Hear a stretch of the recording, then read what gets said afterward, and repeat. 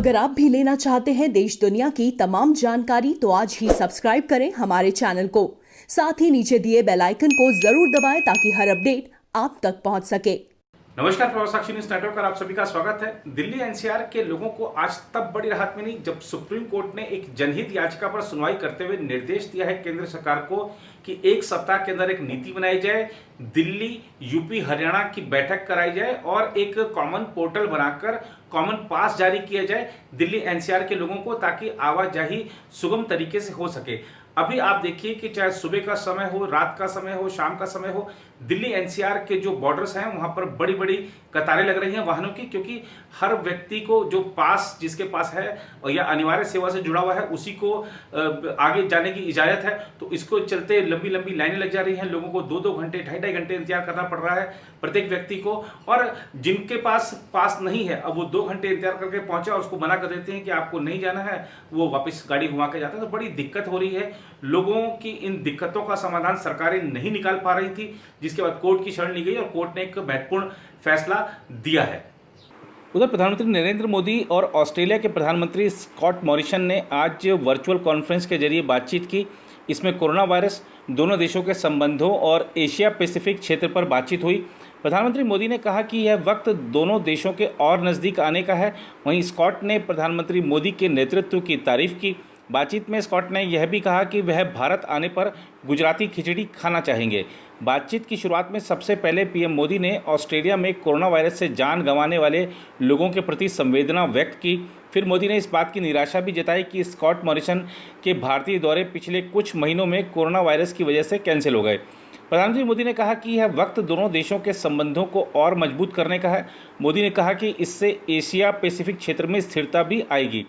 मोदी ने बताया कि भारत ने कोरोना वायरस आपदा को अवसर के तौर पर देखा है, जिसके परिणाम आने वाले वक्त में जरूर दिखेंगे। कोरोना महामारी के दौरान भारत के छात्रों, लोगों का ऑस्ट्रेलिया में जिस तरह ध्यान रखा गया, उसका मोदी ने धन्यवाद किया। बातचीत की शुरुआत में स्कॉट मॉरिसन ने पहले भारत को नमस्ते बोला। उन्होंने G20 में भारत की तारीफ की, मोदी की तारीफ की। स्कॉट ने कहा कि दोनों देशों के संबंध और मजबूत करने का वक्त आ गया है। स्कॉट मॉरिसन ने प्रधानमंत्री मोदी के होलोग्राम कैंपेन का भी जिक्र किया। स्कॉट मॉरिसन ने कहा कि मोदी ने बहुत पहले ही होलोग्राम से चुनावी कैंपेन शुरू कर दिया था। आशा है आने वाले वक्त में मोदी अपना एक होलोग्राम ऑस्ट्रेलिया में भी भेजेंगे। इस पर मोदी ठहाके लगाकर हंसने लगे। भारत और ऑस्ट्रेलिया के बीच यह पहला वर्चुअल समिट है। माना जा रहा है कि कोरोना काल में ऐसी वर्चुअल समिट अब आमतौर पर होंगी और भारत ने इस दिशा में शुरुआत कर दी है। उधर अमेरिका में अज्ञात बदमाशों ने भारतीय दूतावास के बाहर स्थित महात्मा गांधी की प्रतिमा को भित्ति चित्रों और स्प्रे पेंटिंग से विरूपित कर दिया है, जिसके बाद दूतावास के अधिकारियों ने स्थानीय कानून प्रवर्तन एजेंसियों के समक्ष शिकायत दर्ज कराई है। बताया जा रहा है कि यह घटना वाशिंगटन डीसी में 2 जून और 3 जून की मध्य रात्रि को हुई। भारतीय दूतावास ने विदेश विभाग को सूचित किया और स्थानीय कानून प्रवर्तन एजेंसियों के समक्ष एक शिकायत दर्ज कराई, जो मामले की पड़ताल कर रही है। मेट्रोपॉलिटन पुलिस के अधिकारियों की टीम ने बुधवार को घटनास्थल का दौरा किया और वह छानबीन कर रही है। प्रतिमा को जल्द से जल्द साफ करने की कोशिशें की जा रही हैं। शांति के प्रचारक की प्रतिमा को ऐसे समय में नुकसान पहुँचाया गया है जब अश्वेत जॉर्ज फ्लॉयड की 25 मई को मिनियापोलिस में हिरासत में हत्या के खिलाफ देश भर में प्रदर्शन चल रहे हैं। इनमें से कई प्रदर्शनों ने उग्र रूप ले लिया, जिसके चलते कई प्रतिष्ठित और पवित्र अमेरिकी स्मारकों को नुकसान पहुंचा है। वाशिंगटन डीसी में प्रदर्शनकारियों ने इस हफ्ते एक ऐतिहासिक गिरजाघर को जला दिया और राष्ट्रीय स्मारक तथा लिंकन स्मारक जैसी कुछ प्रतिष्ठित और ऐतिहासिक धरोहरों को क्षतिग्रस्त कर दिया।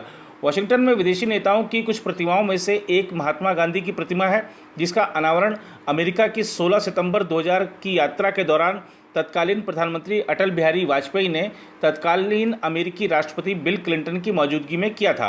अक्टूबर 1998 में अमेरिकी संसद ने भारत सरकार को डिस्ट्रिक्ट ऑफ कोलंबिया में संघीय जमीन पर महात्मा गांधी के सम्मान में एक स्मारक बनाने का अधिकार दिया था।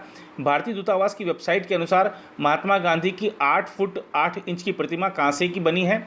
इसमें एक नेता के तौर पर महात्मा गांधी को अपनी लाठी से चलते हुए दिखाया गया है, जो नमक पर कर लगाने के खिलाफ उनके 1930 के मार्च की यादें ताज़ा कराता है। उधर देश के जाने माने उद्योगपति राजीव बजाज ने कहा है कि कोरोना संकट से निपटने के संदर्भ में भारत ने पश्चिमी देशों की ओर देखा और कठिन लॉकडाउन लगाने का प्रयास किया, जिससे न तो संक्रमण का प्रसार रुका, उल्टे अर्थव्यवस्था तबाह हो गई। कांग्रेस के पूर्व अध्यक्ष राहुल गांधी के साथ वीडियो कॉन्फ्रेंस के माध्यम से किए गए संवाद में राहुल बजाज ने यह भी कहा कि बहुत सारे अहम लोग बोलने से डरते हैं और ऐसे में हमें सहिष्णु और संवेदनशील रहने को लेकर भारत में कुछ चीज़ों में सुधार करने की ज़रूरत है। लॉकडाउन से संबंधित सवाल पर उन्होंने कहा कि दुर्भाग्यवश हमने पश्चिम, खासकर सुदूर पश्चिम की तरफ देखा और पूर्व की तरफ नहीं देखा। उन्होंने कहा हमने कठिन लॉकडाउन लागू करने का प्रयास किया जिसमें खामियां थीं, इसलिए मुझे लगता है कि हमें आखिर में दोनों तरफ से नुकसान हुआ। इस तरह के लॉकडाउन के बाद वायरस मौजूद रहेगा। आप इस वायरस की समस्या से नहीं निपट पाए, लेकिन इसके साथ अर्थव्यवस्था तबाह हो गई। राजीव बजाज ने कहा मुझे लगता है कि पहली समस्या लोगों के दिमाग से डर निकालने की है, इसे लेकर स्पष्ट विमर्श होना चाहिए। उन्होंने कहा मुझे लगता है कि लोग प्रधानमंत्री की सुनते हैं, ऐसे में अब उन्हें यह कहने की ज़रूरत है कि हम अब आगे बढ़ रहे हैं, सब नियंत्रण में हैं और संक्रमण से मत डरिए। सरकार की ओर से घोषित आर्थिक पैकेज पर राजीव बजाज ने कहा कि दुनिया के कई देशों में जो सरकारों ने दिया है उसमें से 2/3 लोगों के हाथ में गया है, लेकिन हमारे यहाँ सिर्फ 10% ही लोगों के हाथ में गया है। इस बीच अगर हम देश में कोरोना वायरस संक्रमितों की संख्या की बात करें तो आज सुबह का जो आंकड़ा है वो दर्शा रहा है कि संक्रमितों की कुल संख्या 2,17,000 के पास पहुंच चुकी है। वहीं अगर हम देखें विश्व भर में जो कोरोना से सर्वाधिक प्रभावित देश हैं, उन देशों की सूची में भारत 7वें स्थान पर आ गया है। हालांकि एक राहत भरी बात यह है कि अब तक 1,05,000 के आसपास ऐसे लोग हैं जो कोरोना वायरस को हराकर, जंग जीतकर अपने घर पहुंच चुके हैं स्वस्थ होकर।